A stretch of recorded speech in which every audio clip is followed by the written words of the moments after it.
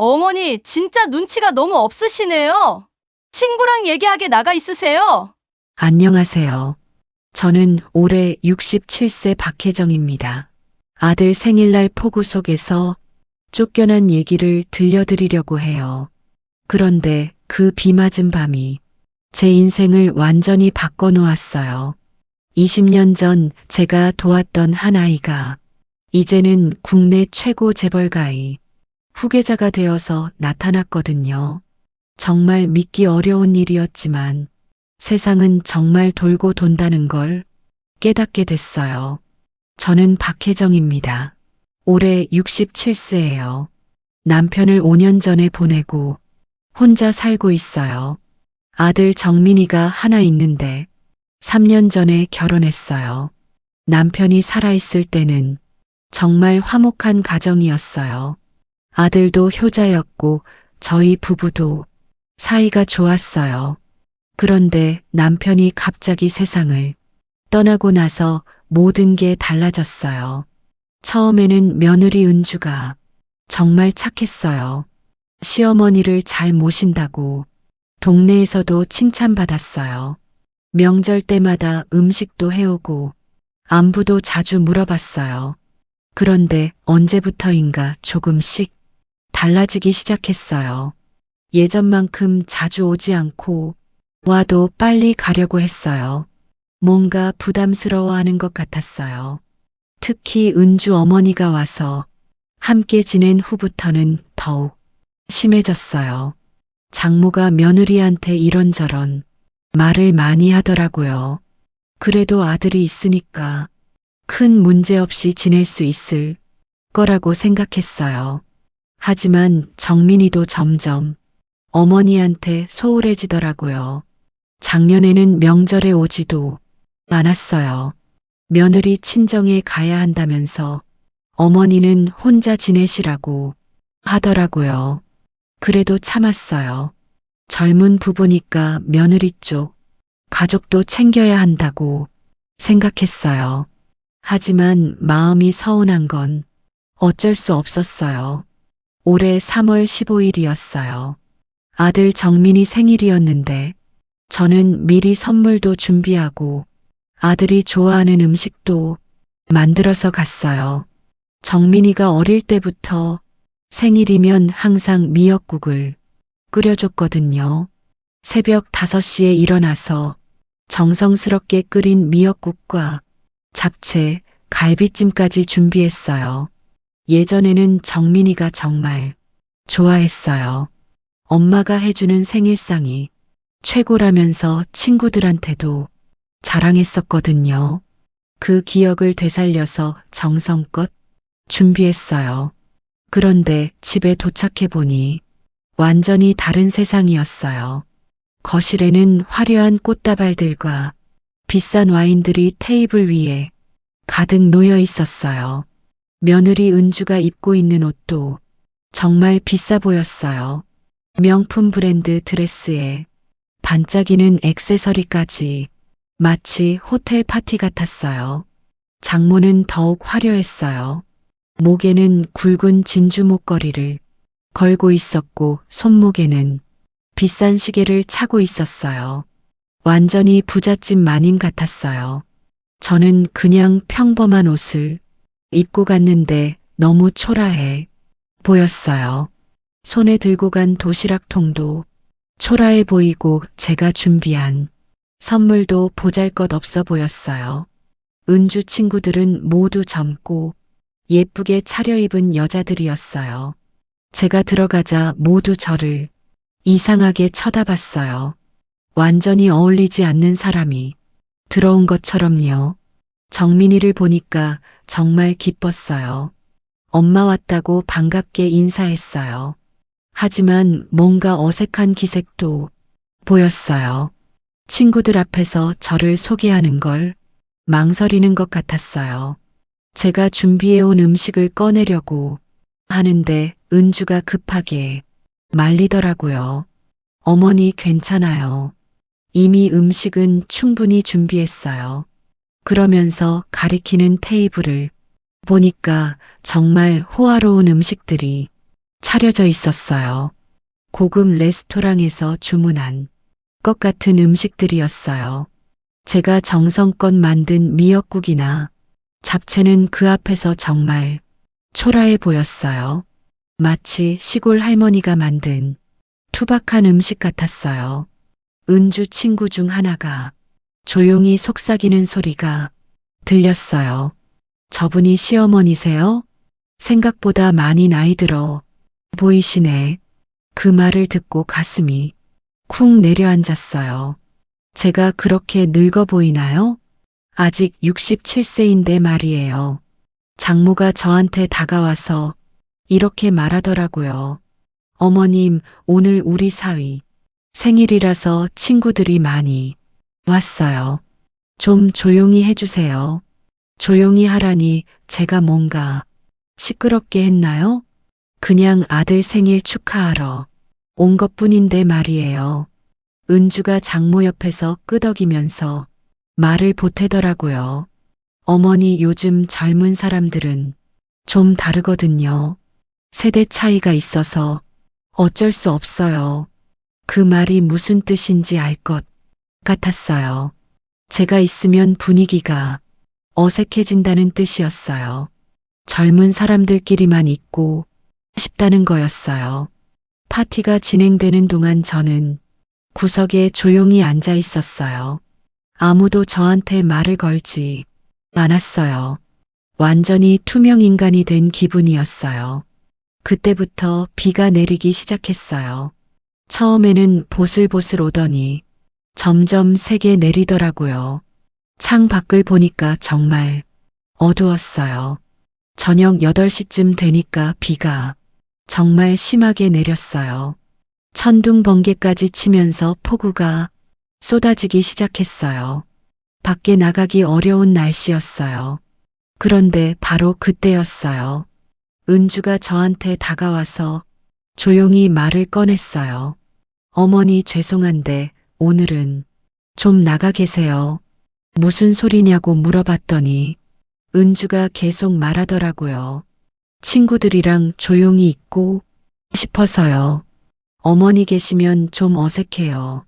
그 말을 듣는 순간 정말 충격이었어요. 밖에는 그렇게 비가 오는데 나가라고 하다니. 게다가 아들 생일인데 말이에요. 정민이한테 눈짓으로 도움을 청했어요. 하지만 정민이는 모른 척 했어요. 친구들과 얘기하느라 바빴어요. 장모가 옆에서 거들면서 말하더라고요. 어르신들은 일찍 주무시는 게 좋지 않아요? 집에 가서 쉬세요. 우리는 늦게까지 있을 거니까. 그리고 작은 소리로 이런 말도 했어요. 요즘 젊은 애들은 어른 있으면 불편해해요. 이해해 주세요. 이해해달라니 무슨 이해를 하라는 건가요? 40년을 키운 아들 생일에 친엄마를 내쫓으라는 걸 이해하라는 건가요? 은주 친구들도 슬슬 일어나면서 나갈 준비를 하는 것 같았어요. 아마 제가 있어서 불편했던 것 같아요. 정민이가 그제야 저한테 다가왔어요. 하지만 말하는 게 정말 실망스러웠어요. 엄마, 오늘은 일찍 가세요. 내일 따로 만나요. 내일 따로 만나자니. 오늘이 생일인데 내일 만나면 뭐 하나요? 정말 기가 막혔어요. 결국 저는 어쩔 수 없이 우산도 없이 집을 나왔어요. 문 밖으로 나오는 순간 폭우가 얼굴을 때렸어요. 정말 차갑고 무서웠어요. 뒤에서 들려오는 웃음소리가 더욱 서러웠어요. 제가 나가자마자 다시 시끄러워지는 소리가 들렸어요. 정말 제가 분위기 깨는 존재였나 봐요. 비를 맞으면서 걸어가는데 눈물이 계속 흘러내렸어요. 비 때문인지 눈물 때문인지 구분할 수 없었어요. 온몸이 젖어서 추웠어요. 길거리에는 사람이 별로 없었어요. 이런 날씨에 밖에 나올 사람이 어디 있겠어요. 저만 이렇게 비 맞고 떠돌고 있었어요. 67년을 살면서 이렇게 처참한 적이 있었나 싶었어요. 남편이 살아 있었다면 절대 이런 일은 없었을 거예요. 한참을 걷다가 버스 정류장에서 잠시 비를 피했어요. 하지만 버스도 오지 않았어요. 이런 날씨에는 배차 간격이 길어지나 봐요. 핸드폰으로 택시를 불러봤지만 모두 통화 중이었어요. 폭우 때문에 택시 잡기가 하늘의 별 따기였어요. 정말 막막했어요. 무료급식소 안에는 몇 분이 어르신들이 계셨어요. 저처럼 비를 피하러 온 분들인 것 같았어요. 그때 한 남자분이 저한테 다가왔어요. 40대 후반 정도로 보였는데 자원봉사자인 것 같았어요. 하지만 뭔가 다른 사람들과 달랐어요. 옷차림도 깔끔하고 말투도 정중했어요. 일반 자원봉사자 치고는 품격이 있어 보였어요. 그분이 따뜻한 수건을 가져다 주면서 몸을 말리라고 하더라고요. 그리고 따뜻한 어묵국을 가져다 줬어요. 어묵국을 마시는데 정말 맛있었어요. 비를 맞고 추웠는데 따뜻한 국물이 몸을 녹여줬어요. 그분이 저를 유심히 보더니 조심스럽게 물어봤어요. 혹시 박혜정 어르신 맞으시죠? 저는 깜짝 놀랐어요. 이 사람이 저를 어떻게 아는 걸까요? 처음 보는 사람인데 말이에요. 네, 맞는데 어떻게 아세요? 라고 물어봤더니 그분이 미소를 지으면서 말하더라고요. 20년 전에 포장마차 하셨죠? 그때 저를 도와주신 기억 있으세요? 20년 전 포장마차라니 정말 오래된 일이었어요. 그때는 남편이 회사에서 구조조정을 당해서 생계가 어려웠거든요. IMF 외환위기가 막 지나간 시기였어요. 남편이 20년간 다니던 회사에서 갑자기 퇴직을 당했어요. 하루아침에 가장이 실직자가 된 거였어요. 그때 정민이는 중학생이었는데 학원비며 용돈이며 돈이 많이 들어갔어요. 남편은 새 직장을 찾으려고 노력했지만 쉽지 않았어요. 나이가 40 중반이라 어디서도 받아주지 않았어요. 그래서 제가 포장마차를 시작하게 된 거였어요. 처음에는 정말 막막했어요. 요리는 집에서만 해봤지 장사는 처음이었거든요. 시장에서 포장마차를 빌려서 저녁마다 나갔어요. 위치는 지금의 시청 앞 사거리 근처였어요. 직장인들이 많이 다니는 곳이었거든요. 처음 시작할 때는 정말 힘들었어요. 어묵, 튀김, 떡볶이, 순대 이런 간단한 음식부터 시작했어요. 하루 종일 준비해도 팔리지 않는 날이 많았어요. 특히 겨울이 정말 힘들었어요. 새벽 2시까지 장사하고 새벽 4시에 일어나서 준비하고 손이 꽁꽁 얼어서 제대로 음식을 만들기도 어려웠어요. 그런데도 포기할 수 없었어요. 가족을 위해서는 뭐든 해야 했거든요. 남편도 아르바이트를 하면서 도와줬지만 포장마차 수입이 주된 생계였어요. 몇 달 지나니까 단골 손님들이 생기기 시작했어요. 직장인들이 퇴근하면서 간단히 먹고 가는 분들이 많았어요. 그분들 덕분에 조금씩 안정이 됐어요. 그때 자주 오던 아이가 있었어요. 중학생인지 고등학생인지 어려 보이는 아이였는데 항상 혼자 왔어요. 그 아이는 항상 배가 고픈 것 같았어요. 포장마차 주변을 서성이면서 음식 냄새를 맡고 있더라고요. 하지만 돈이 없는 것 같았어요. 처음에는 그냥 지나쳤는데 며칠 연속으로 오는 걸 보니까 마음이 아팠어요. 아무리 봐도 제대로 챙겨 먹지 못하는 것 같았어요. 어느 추운 겨울날이었어요. 12월 중순쯤이었는데 정말 추웠어요. 그날도 그 아이가 와서 포장마차 근처를 서성이고 있었어요. 옷차림도 너무 얇았어요. 패딩이나 두꺼운 외투가 아니라 얇은 점퍼 하나만 입고 있었어요. 손도 빨갛게 얼어 있었어요. 그 모습을 보니까 정민이가 생각났어요. 집에서는 따뜻하게 지내는 우리 아들과 달리 이 아이는 추위에 떨고 있었어요. 마침 그날 어묵국을 많이 끓여 놓았었어요. 평소보다 손님이 적어서 많이 남을 것 같았어요. 그래서 용기를 내서 그 아이를 불러봤어요. 학생아, 추우니까 들어와서 따뜻한 거라도 마셔라. 그렇게 말하니까 아이가 놀라면서 사양하더라고요. 돈이 없다고 하면서요. 돈 받으려는 게 아니라 그냥 주는 거라고 했어요. 어묵국을 뜨거운 일회용 컵에 담아서 건네줬어요. 그리고 어묵도 몇 개 넣어줬어요. 그 아이가 어묵국을 받고 정말 고마워했어요. 눈물까지 글썽이면서 고맙다고 몇 번이나 말했어요.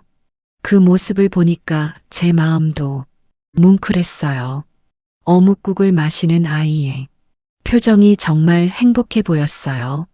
한 모금 한 모금 소중하게 마시면서 정말 맛있다고 했어요. 그때 아이가 저한테 물어봤어요. 아주머니는 왜 저한테 이렇게 잘해주세요? 모르는 사람인데. 저는 이렇게 대답했어요. 우리도 아들이 있거든. 너처럼 어린아이가 추위에 떨고 있으니까 마음이 아파서 그래. 그 아이가 자기 얘기를 조금씩 해줬어요. 부모님이 일찍 돌아가셔서 할머니와 살고 있다고 했어요. 할머니도 아프셔서 일을 못 하신다고 하더라고요. 그래서 아르바이트를 하면서 학교를 다니고 있다고 했어요. 하지만 아르바이트비로는 학용품 사기도 빠듯하다고 하더라고요. 그 얘기를 들으니까 더 안쓰러웠어요. 우리도 어렵긴 하지만 그래도 가족이 함께 있잖아요. 이 아이는 정말 혼자 고생하고 있었어요. 그 이후로 그 아이가 자주 왔어요. 처음에는 일주일에 한두 번 오다가 나중에는 거의 매일 왔어요. 저도 그 아이가 올 것을 대비해서 어묵국을 조금 더 끓였어요. 그리고 아이가 오면 항상 따뜻한 음식을 챙겨줬어요. 어묵국뿐만 아니라 떡볶이나 순대도 가끔 줬어요. 아이가 너무 좋아해서 저도 기분이 좋았어요. 마치 아들을 하나 더 둔 것 같았어요. 그 아이 이름이 세훈이었어요. 정세훈이라고 했는데 정말 예의 바른 아이였어요. 음식을 받을 때마다 깍듯하게 인사했어요. 세훈이가 가끔 이런 말을 했어요. 아주머니 덕분에 살고 있다고 이렇게 따뜻하게 해주는 사람이 처음이라고 했어요. 그 말을 들으니까 마음이 짠했어요. 겨우 16, 17살밖에 안 된 아이가 그런 말을 하다니. 세훈이는 정말 착한 아이였어요. 포장마차 주변을 치우는 일도 도와줬어요. 그리고 다른 손님들한테도 예의 바르게 인사했어요. 공부도 정말 열심히 했어요. 가끔 포장마차에서 숙제하는 걸 봤는데 정말 성실했어요. 이런 어려운 상황에서도 공부를 포기하지 않는 게 대단했어요. 그런데 어느 날부터 세훈이가 보이지 않았어요. 일주일이 지나도 오지 않고 한 달이 지나도 나타나지 않았어요. 걱정이 되어서 근처 분들한테 물어봤는데 이사를 갔다고 하더라고요. 할머니가 돌아가셔서 친척 집으로 갔다고 했어요. 그때는 정말 서운했어요. 인사도 못하고 가다니. 마지막에 한 번이라도 만나서 안부를 묻고 싶었는데 그래도 세훈이가 더 좋은 환경에서 살게 된 거라면 다행이라고 생각했어요. 그 착한 아이가 행복하게 살았으면 좋겠다고 바랐어요. 포장마차는 그 후 2년 정도 더 했어요. 남편이 새 직장을 구하면서 그만두게 됐어요. 정말 힘들었지만 보람도 있었던 시간이었어요. 특히 세훈이 같은 아이들을 도와줄 수 있어서 기뻤어요. 어려운 사람을 돕는다는 게 이렇게 보람 있는 일인지 그때 처음 알았어요. 그런데 20년이 지난 지금 그 세훈이가 이렇게 훌륭한 사람이 되어서 나타나다니 정말 꿈 같은 일이었어요.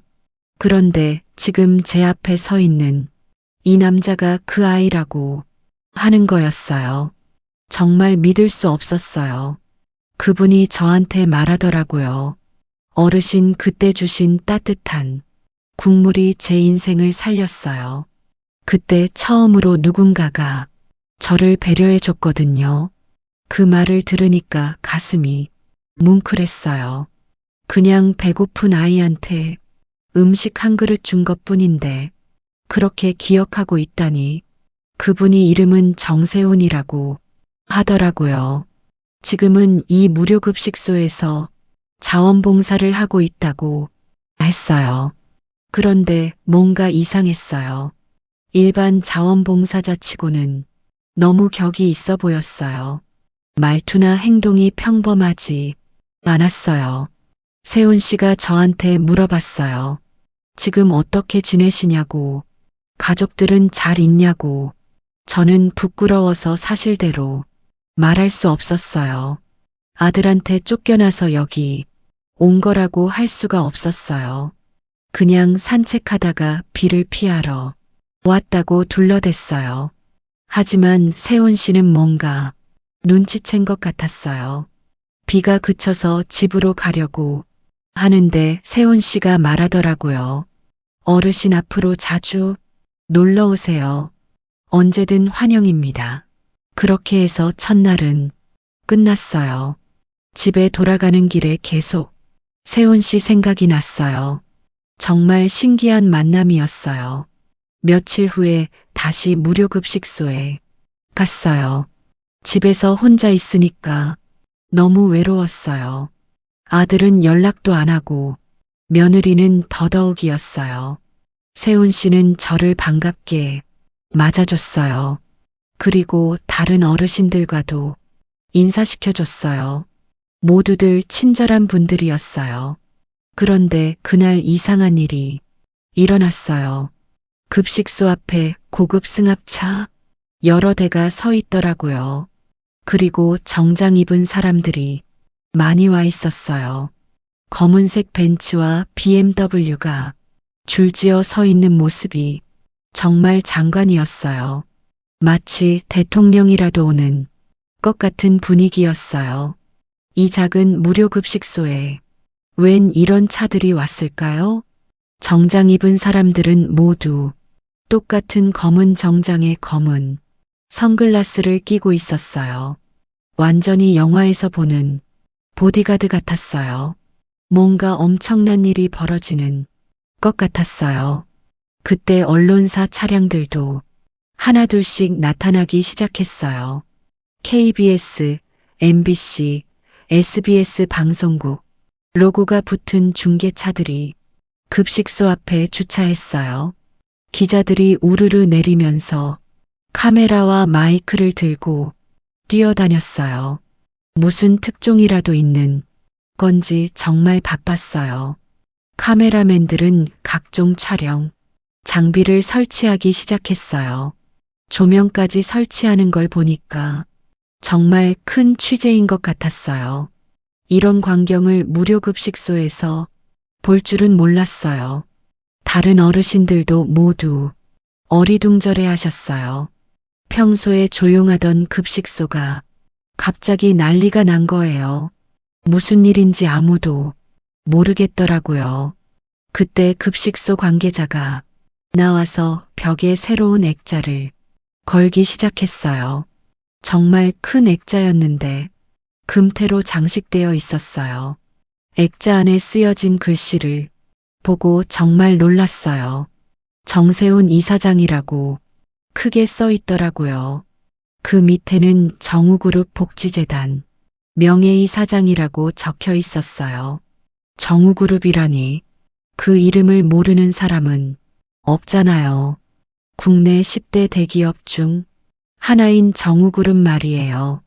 건설업부터 시작해서 유통업, 호텔업, 금융업까지 손대지 않는 분야가 없는 대기업이었어요.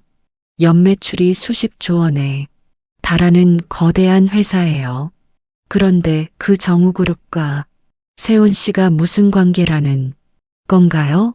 설마 그 세훈 씨가 정우그룹 사람이라는 건가요? 기자들이 모두 급식소 안으로 들어오기 시작했어요. 카메라를 들고 이곳저곳을 촬영하면서 돌아다녔어요. 저희 어르신들도 카메라에 찍혔어요. 그때 정장을 말끔히 차려입은 세훈 씨가 나타났어요. 평소의 자원봉사자 모습과는 완전히 달랐어요. 고급 정장에 비싼 시계까지 차고 있었어요. 세훈 씨 뒤에는 비서로 보이는 사람들이 따라왔어요. 서류 가방을 들고 있거나 태블릿을 보면서 뭔가 보고하는 것 같았어요. 기자들이 세훈 씨를 보자마자 우르르 몰려들었어요. 플래시가 터지고 카메라가 돌아가기 시작했어요. 마치 연예인이 나타난 것 같았어요. 한 기자가 마이크를 들이밀면서 질문했어요. 정세훈 이사장님, 오늘 이 자리를 마련하신 특별한 이유가 있나요? 세훈 씨가 차분하게 대답했어요. 네, 오늘은 제게 정말 소중한 분을 여러분께 소개하려고 합니다. 제 인생의 은인이신 분을 말이에요. 다른 기자가 바로 질문을 이어갔어요. 은인이라고 하셨는데 구체적으로 어떤 분인가요? 세훈 씨가 저를 바라보면서 손짓했어요. 바로 저분이십니다. 박혜정 어르신께서 제게 베풀어 주신 은혜를 평생 잊지 못합니다. 갑자기 모든 카메라가 저를 향했어요. 플래시가 터지고 기자들이 저한테 다가왔어요. 정말 당황스러웠어요. 또 다른 기자가 세훈 씨에게 질문했어요. 정우그룹과는 어떤 관계신가요? 혹시 창업주 가문과 관련이 있으신가요? 세훈 씨가 미소를 지으며 대답했어요. 네, 맞습니다. 저는 정우그룹 창업주 정진우 회장의 손자입니다. 그 말을 듣는 순간 정말 충격이었어요. 정우그룹 창업주의 손자라니. 그럼 정말 어마어마한 재벌 가문의 후계자라는 얘기잖아요. 기자들도 술렁이기 시작했어요. 정우그룹 창업주의 손자가 무료급식소에서 자원봉사를 하고 있었다는 사실이 큰 뉴스였나 봐요. 세훈 씨가 계속 설명했어요. 할아버지께서 돌아가시면서 마지막 유언을 남기셨습니다. 사업으로 번 돈은 사회에 환원하라고 하셨어요. 그래서 정우그룹 복지재단을 설립했고 제가 운영을 맡고 있습니다. 전국에 있는 무료급식소와 복지시설을 지원하고 있어요. 한 기자가 제게 대해서 더 자세히 물어봤어요. 그럼 박혜정 어르신과는 언제부터 인연이 있으셨나요? 세훈 씨가 감동적인 목소리로 대답했어요. 20년 전 제가 어려웠을 때 따뜻하게 도와주셨습니다. 어르신의 포장마차에서 받은 따뜻한 음식과 마음이 지금의 저를 만들었습니다. 그때 처음으로 누군가가 저를 진정으로 배려해 주신다는 걸 느꼈어요. 가족도 없던 저에게 어머니 같은 존재셨습니다. 기자가 또 물어봤어요. 그런 개인적인 인연 때문에 이렇게 큰 행사를 하시는 건가요?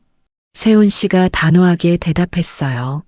어르신의 그 작은 친절이 제 인생을 바꿨습니다. 이제 제가 그 은혜를 사회에 되돌려드릴 차례입니다. 어르신께서 보여주신 것처럼 어려운 이웃에게 따뜻함을 나누는 것이 저희 재단의 목표입니다. 저는 정말 꿈을 꾸는 것 같았어요. 20년 전 그 어린 세훈이가 이제는 이런 큰 기업이 후계자가 되어 있다니 기자들이 저한테도 인터뷰를 요청했어요. 하지만 저는 너무 당황해서 제대로 말을 할 수 없었어요. 세훈 씨가 기자들에게 양해를 구했어요. 어르신께서 많이 놀라셨으니 오늘은 여기서 마무리 하겠습니다.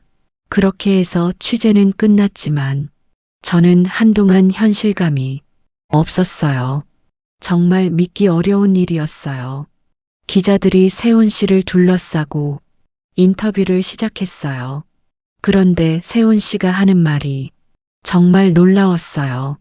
이분이 저의 은인입니다. 20년 전 제가 어려울 때 따뜻하게 도와주신 분이에요.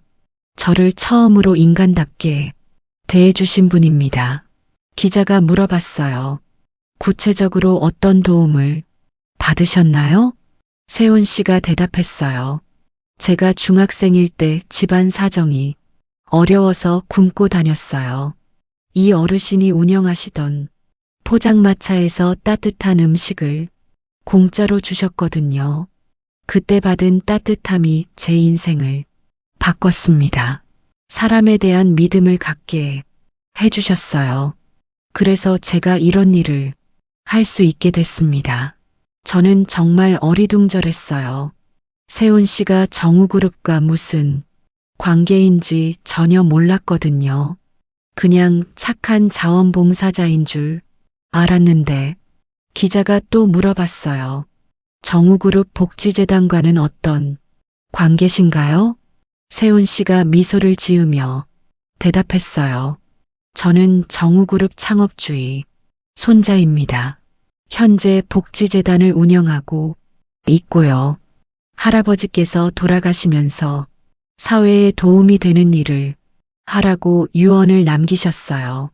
그래서 이런 복지 사업을 시작하게 됐습니다. 그 말을 들은 순간 정말 충격이었어요. 정우그룹 창업주의 손자라니 그럼 엄청난 재벌가 후계자라는 얘기잖아요. 세훈 씨가 계속 말했어요.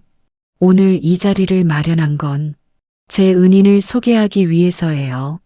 박혜정 어르신께서 보여주신 따뜻함이 지금의 저를 만들었습니다. 이제 제가 그 은혜를 갚을 차례입니다. 어르신께서 보여주신 것처럼 어려운 분들에게 따뜻함을 나눠드리겠습니다. 저는 꿈을 꾸는 것 같았어요. 20년 전 그 어린아이가 이제는 이렇게 큰 사람이 되어 있다니 정말 믿기 어려웠어요. 인터뷰가 끝난 후 세훈 씨가 저한테 다가왔어요. 어르신 깜짝 놀라셨죠? 저도 어르신을 찾느라 정말 오랫동안 노력했어요. 어떻게 저를 찾았냐고 물어봤더니 이렇게 대답하더라고요. 어르신 성함과 포장마차 하시던 위치를 기억하고 있었어요. 그래서 그 근처 주민센터에 문의해서 주소를 알아냈어요. 하지만 이미 이사를 가신 후였어요. 그래서 계속 찾고 있었는데 며칠 전 우연히 여기서 만나게 된 거예요. 정말 신기한 인연이었어요. 그냥 배고픈 아이한테 음식 한 그릇 준 것뿐인데 이렇게 큰 보답을 받다니. 세훈 씨가 말하더라고요. 어르신 지금 어떻게 지내고 계세요? 혹시 도움이 필요한 일은 없으신가요? 저는 여전히 부끄러워서 아들한테 쫓겨났다는 얘기는 못했어요. 괜찮다고 대답했어요. 하지만 세훈 씨는 뭔가 눈치챈 것 같았어요.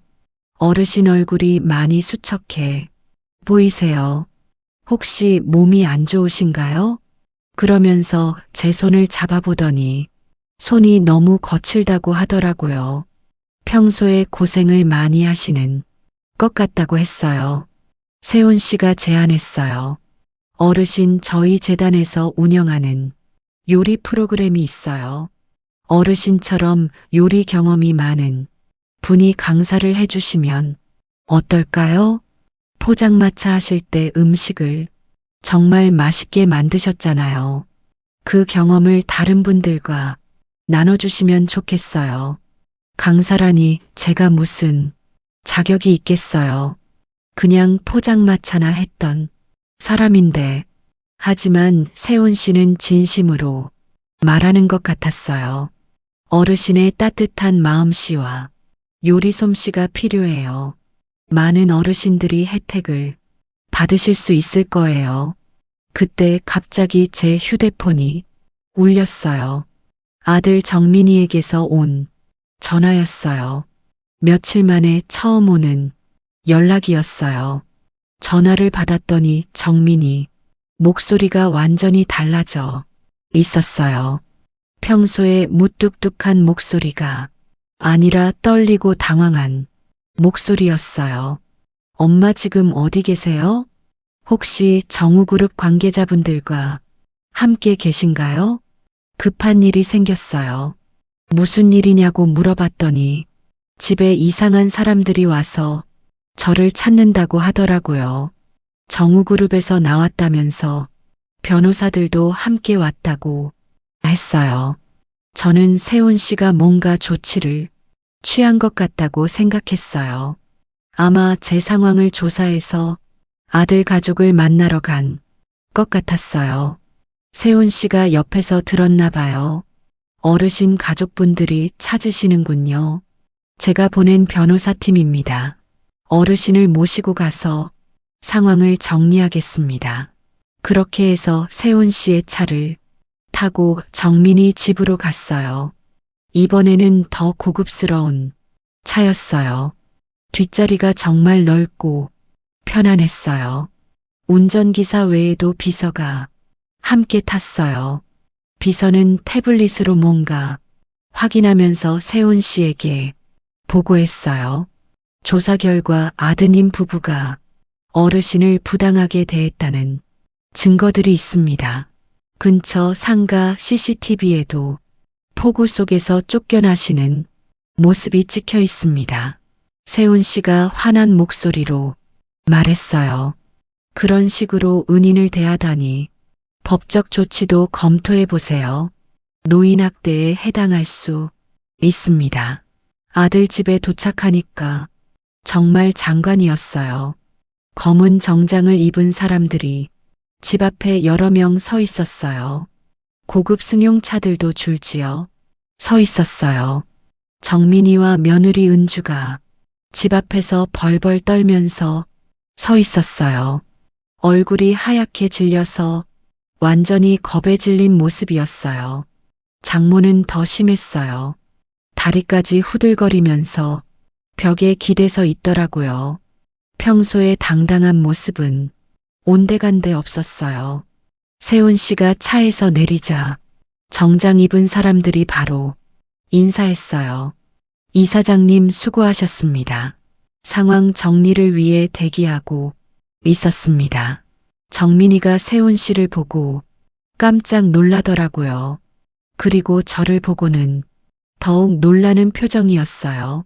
엄마가 그런 대단한 분과 함께 오실 줄 몰랐나 봐요. 정민이가 떨리는 목소리로 말했어요. 혹시 정우그룹 정세훈 이사장님 맞으신가요? 뉴스에서 봤는데. 세훈 씨가 차갑게 대답했어요.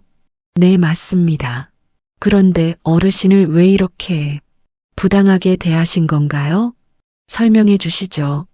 은주가 급하게 나서면서 변명하기 시작했어요. 오해가 있었어요. 저희가 어머니를 내쫓은 게 아니라 잠깐 밖에 계시라고 한 거예요. 하지만 세훈 씨는 냉정했어요. 폭우가 오는 날 밤에 어르신을 밖에 나가시라는 게 잠깐 계시라는 말씀인가요? 그때 세훈 씨와 함께 온 변호사가 서류를 꺼내더라고요. 조사해보니 흥미로운 사실을 발견했습니다. 변호사가 계속 말했어요. 이 집의 소유권을 확인해 봤는데 일부가 박혜정 여사님 명의로 되어 있더군요. 정확히는 50% 지분입니다. 정민이와 은주 얼굴이 새파래졌어요. 그런 사실을 전혀 모르고 있었던 것 같아요. 아버지가 언제 그런 조치를 취했는지 몰랐나 봐요. 변호사가 등기부등본을 보여주면서 설명했어요. 남편분이 생전에 안전장치로 집 절반을 부인 명의로 해놓으신 것 같습니다. 혹시나 하는 상황에 대비해서 미리 준비해 두신 거죠. 정말 현명한 판단이셨습니다. 장모가 그제야 무너져 내리면서 말했어요. 저희가 몰랐어요. 그런 사실을 전혀 몰랐어요. 만약 알았다면, 세훈 씨가 단호하게 말했어요. 알았다면 어땠을까요? 어르신을 더 잘 대했을까요? 그건 진심이 아니지 않나요? 은주가 울면서 저한테 매달렸어요. 어머니, 정말 죄송해요. 저희가 정말 잘못했어요. 용서해 주세요. 하지만 저는 쉽게 용서할 마음이 들지 않았어요. 그날 밤 폭우 속에서 느꼈던 서러움과 절망감이 생생했어요. 67년을 살면서 그렇게 모욕당한 적이 없었어요. 정민이도 무릎을 꿇고 빌었어요. 엄마, 제가 정말 잘못했어요. 정신이 나갔었나 봐요. 어떻게 친어머니한테 그런 짓을 할 수 있었는지 눈물을 펑펑 흘리면서 사과하는 모습을 보니까 마음이 복잡했어요. 화가 나면서도 한편으로는 안쓰럽기도 했어요. 장모가 갑자기 태도를 완전히 바꿔서 저한테 극존댓 말로 말했어요. 어르신, 저희가 정말 죄송합니다. 앞으로는 어르신을 모셔야죠. 그 모습을 보니까 더욱 씁쓸했어요.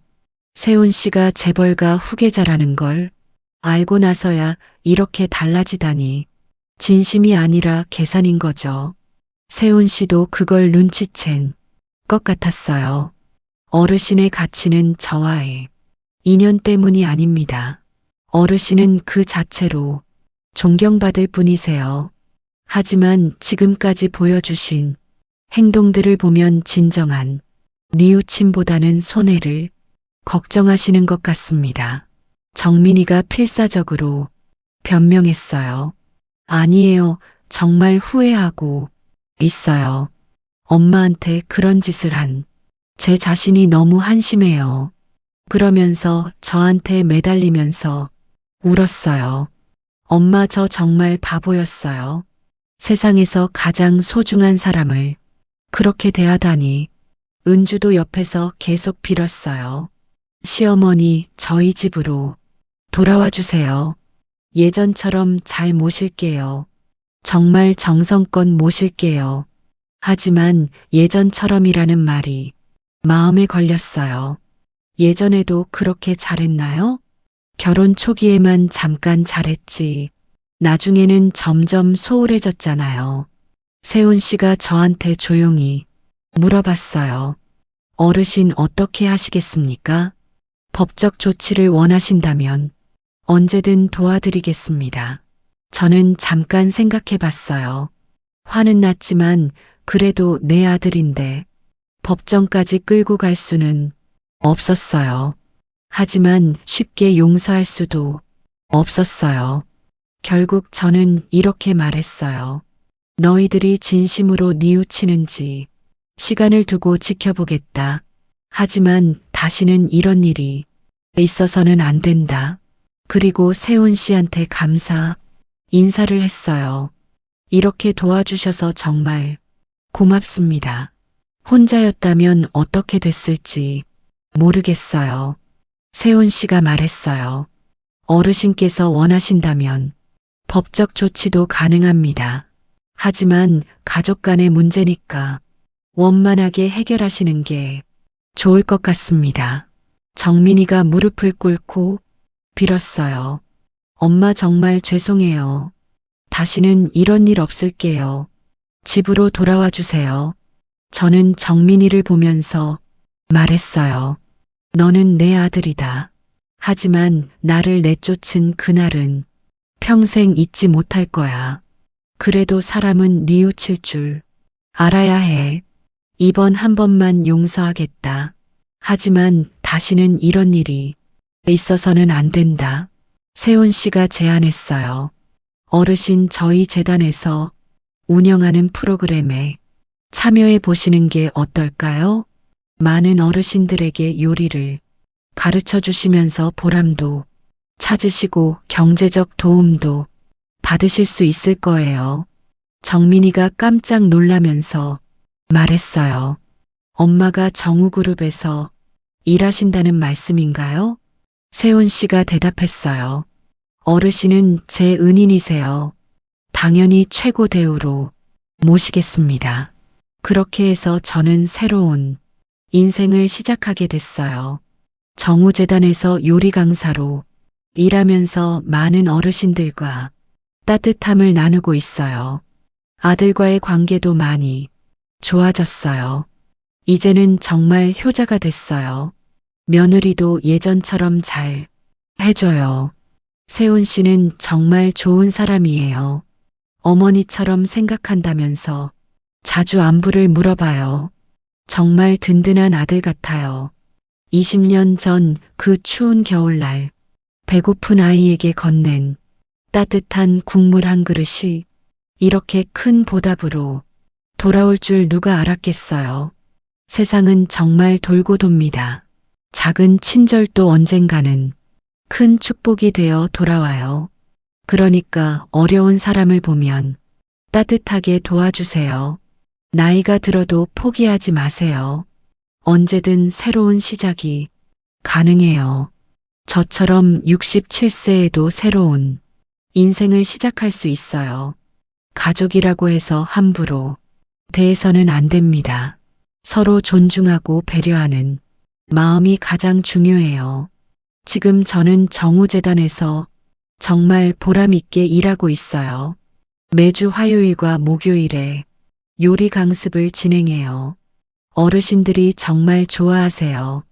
특히 포장마차에서 배운 어묵국 끓이는 방법을 가르쳐 드릴 때가 가장 뿌듯해요. 그때 세훈 씨한테 줬던 그 맛을 재현해서 알려드려요. 세훈 씨는 정말 효자 같아요. 일주일에 한 번은 꼭 안부 전화를 해요. 어머니 건강은 어떠신지, 힘든 일은 없는지 물어봐요. 며칠 전에는 건강검진까지 받게 해줬어요. 정우그룹 계열 병원에서 VIP 대우로 검진받았어요. 정말 고마운 일이죠. 아들 정민이도 이제는 정말 달라졌어요. 매주 토요일마다 집에 와서 안부를 물어봐요. 며느리 은주도 함께 와서 집안일을 도와줘요. 장모도 완전히 달라졌어요. 예전에는 저를 무시했는데 이제는 극진하게 모셔요. 정우그룹과 아는 사이라는 걸 알고 나서 태도가 180도 바뀌었어요. 하지만 저는 그런 거에 흔들리지 않아요. 사람의 진심은 어려울 때 나타나는 거니까요. 세훈 씨처럼 진짜 고마워하는 마음이 진짜예요. 요즘 동네에서도 유명해졌어요. 정우그룹 이사장의 은인이라고 소문이 났거든요. 길에서 만나면 인사하는 분들이 많아졌어요. 하지만 저는 그냥 평범하게 살고 싶어요. 특별한 대우보다는 따뜻한 마음이 더 소중해요. 세훈 씨가 가끔 이런 말을 해요. 어르신 덕분에 제가 사람다운 마음을 배웠다고, 그래서 지금 이런 복지 사업을 할 수 있게 됐다고 해요. 정말 신기한 인연이에요. 20년 전 그 추운 겨울밤 포장마차에서 만난 인연이 이렇게 이어질 줄 누가 알았겠어요. 그때는 정말 힘들었어요. 남편이 직장을 잃고 생계가 어려워서 포장마차를 시작했거든요. 추운 겨울에도 밖에서 일해야 했어요. 손이 얼어서 제대로 음식도 만들기 어려웠어요. 하지만 가족을 위해서 참고 견뎠어요. 그때 만난 세훈이가 그 고생을 기억해줘서 정말 고마워요. 어떤 분들은 제가 운이 좋다고 말해요. 하지만 저는 운이 아니라 마음이라고 생각해요. 진심으로 남을 도우면 언젠가 돌아온다고 믿어요. 우리 나이에는 특히 그런 마음가짐이 중요해요. 자식들한테 무시당하고 소외감을 느끼기 쉬운데 그럴 때일수록 따뜻한 마음을 잃으면 안 돼요. 저도 아들한테 쫓겨났을 때 정말 절망했어요. 67년을 살면서 그렇게 서럽고 외로운 적이 없었어요. 하지만 그 어려운 순간에 세훈 씨를 다시 만나게 되면서 새로운 희망을 찾았어요. 정말 신의 뜻이었나 봐요. 지금은 매일이 감사해요. 정우재단에서 일하면서 보람도 느끼고 경제적으로도 안정됐어요. 무엇보다 존중받는 삶을 살게 됐어요. 어르신 여러분도 포기하지 마세요. 나이가 들어도 새로운 기회는 언제나 있어요. 저처럼 67세에도 새로운 인생을 시작할 수 있어요. 그리고 가족들과의 관계도 개선될 수 있어요. 저도 아들과 며느리가 이제는 정말 잘해줘요. 시간이 걸리더라도 포기하지 마세요. 무엇보다 따뜻한 마음을 잃지 마세요. 어려운 사람을 보면 도와주세요. 그 작은 친절이 언젠가는 큰 축복이 되어 돌아올 거예요. 저의 경험이 여러분에게 조금이라도 도움이 되었으면 좋겠어요. 힘들고 어려운 순간에도 희망을 잃지 마시고 따뜻한 마음으로 살아가세요. 특히 우리 시니어들은 사회에서 소외받기 쉬워요. 자식들한테도 무시당하고 경제적으로도 어려워지죠. 하지만 그럴 때일수록 포기하면 안 됩니다. 저도 남편을 보내고 나서 정말 힘든 시기가 있었어요. 5년간 혼자 지내면서 외로움과 싸웠어요. 특히 아들이 결혼하고 나서는 더 소외감을 느꼈어요. 하지만 지금 돌아보니 그 시간들이 저를 더 강하게 만들어줬어요. 혼자서도 충분히 살 수 있다는 자신감을 얻었어요. 세훈 씨를 통해서 배운 것도 많아요. 나이나 지위에 상관없이 모든 사람을 존중해야 한다는 걸 다시 깨달았어요. 그리고 과거의 작은 친절도 절대 잊어버리지 않는 진정한 인품을 봤어요. 20년 전 일을 그렇게 기억하고 은혜를 갚으려는 마음이 정말 감동적이었어요. 요즘 젊은 사람들에게도 하고 싶은 말이 있어요. 부모님을 소중히 여기세요. 지금은 젊고 건강하니까 부모가 짐스럽게 느껴질 수도 있어요. 하지만 부모님도 한때는 여러분처럼 젊었어요. 여러분을 위해 평생을 희생하며 살아오셨어요. 그 사랑을 잊지 마세요. 제 아들 정민이도 지금은 후회하고 있어요. 그때 왜 그랬는지 모르겠다면서 정말 죄송하다고 계속 사과해요. 하지만 다행히 늦지 않았어요. 아직 시간이 있을 때 부모님께 잘하세요. 후회하기 전에 말이에요. 그리고 어르신들께도 말씀드리고 싶어요. 자식들에게 실망하더라도 너무 상처받지 마세요. 우리도 새로운 인생을 살 수 있어요. 저처럼 67세에도 새로운 일을 시작할 수 있고 의미 있는 삶을 살 수 있어요. 포기하지 마시고 도전해 보세요. 세훈 씨가 저를 정우재단 요리 강사로 초대했을 때 처음에는 정말 망설였어요. 67세의 새로운 직장을 다닐 수 있을까 싶었거든요. 하지만 세훈 씨가 격려해 줬어요. 어르신의 포장마차 경험이 많은 분들에게 도움이 될 거라고 하면서요. 그래서 용기를 내서 시작했어요. 재단 사무실은 정말 멋있었어요. 강남에 있는 20층짜리 건물 전체가 정우재단 소유였어요. 고층 빌딩에서 일하게 되다니 정말 꿈만 같았어요. 제가 맡은 강의실도 최고였어요. 최신식 주방 시설에 넓은 공간까지 완비되어 있었어요. TV 방송국 요리 프로그램, 스튜디오보다 더 좋았어요. 첫 강의 때는 정말 떨렸어요. 20분의 어르신들이 오셨는데 제가 뭔가 가르칠 수 있을까 걱정됐어요. 하지만 막상 시작하니까 정말 재미있었어요. 특히 어묵국 만드는 방법을 가르쳐 드릴 때 가장 뿌듯했어요. 20년 전 세훈이한테 줬던 그 어묵국 레시피를 알려드리니까 어르신들이 정말 좋아했어요. 매주 화요일과 목요일에 강의하는데 정말 보람 있어요. 어르신들이 요리를 배우면서 활기를 되찾는 모습을 보면 제 마음도 기뻐져요. 경제적으로도 안정됐어요. 월급이 300만 원인데 67세에 이런 대우를 받을 줄 몰랐어요. 4대 보험까지 가입해줘서 노후 걱정이 없어요. 무엇보다 존중받는 삶을 살게 된 게 가장 좋아요.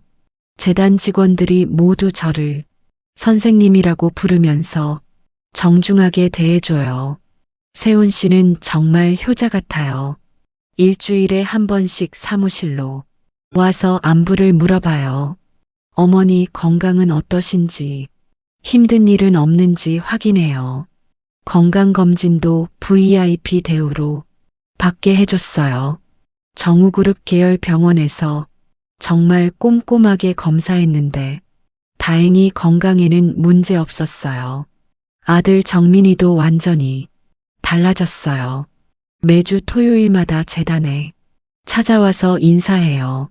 며느리 은주도 함께 와서 정말 정중하게 대해요. 장모는 180도 변했어요. 예전에는 저를 무시했는데 이제는 극진하게 모셔요. 하지만 진심이 아니라 계산 때문인 게 뻔해요. 정민이는 진심으로 뉘우치고 있는 것 같아요. 눈을 보면 정말 후회하는 게 느껴져요. 그래서 조금씩 관계를 회복하고 있어요. 세훈 씨가 또 제안한 게 있어요. 포장마차 경험을 살려서 어려운 분들을 위한 요리책을 만들어 보자고 하더라고요. 정말 좋은 아이디어예요. 지금 전국의 무료급식소를 늘리고 있대요. 세훈 씨가 어려운 분들에게 따뜻한 음식과 마음을 나누는 곳을 만들고 있어요. 20년 전 제가 세훈이한테 준 작은 친절이 이렇게 큰 선한 영향력으로 번져나가는 걸 보니까 정말 뿌듯해요. 무료급식소에서 일하면서 많은 분들을 만나고 있어요. 저처럼 가족 문제로 힘들어 하시는 분들이 정말 많더라고요. 하지만 서로 위로하고 격려하면서 힘을 내고 계세요. 혼자가 아니라는 것만으로도 큰 힘이 돼요. 세훈 씨가 자주 하는 말이 있어요. 사람은 어떤 상황에서도 다시 시작할 수 있다고, 나이는 숫자에 불과하다고 해요. 정말 맞는 말이에요. 마음만 젊으면 몇 살이든 새로운 도전을 할 수 있어요. 저도 그것을 몸소 체험했어요. 마지막으로 한 가지만 더 말씀드릴게요. 원망하는 마음보다는 감사하는 마음을 가지세요. 그래야 행복할 수 있어요. 저도 처음에는 아들과 며느리를 원망했어요. 하지만 지금은 그 일이 있었기에 세훈 씨를 다시 만날 수 있었다고 생각해요. 모든 일에는 다 이유가 있는 것 같아요. 힘든 일도 결국은 더 큰 행복을 위한 과정일 수 있어요. 여러분도 지금 힘드시겠지만 언젠가는 좋은 일이 생길 거예요. 저처럼 예상치 못한 곳에서 새로운 기회가 올 수 있어요. 따뜻함은 반드시 돌아와요. 제가 그 증거입니다. 여러분도 따뜻한 마음으로 살아가시길 바래요. 진심으로 감사합니다.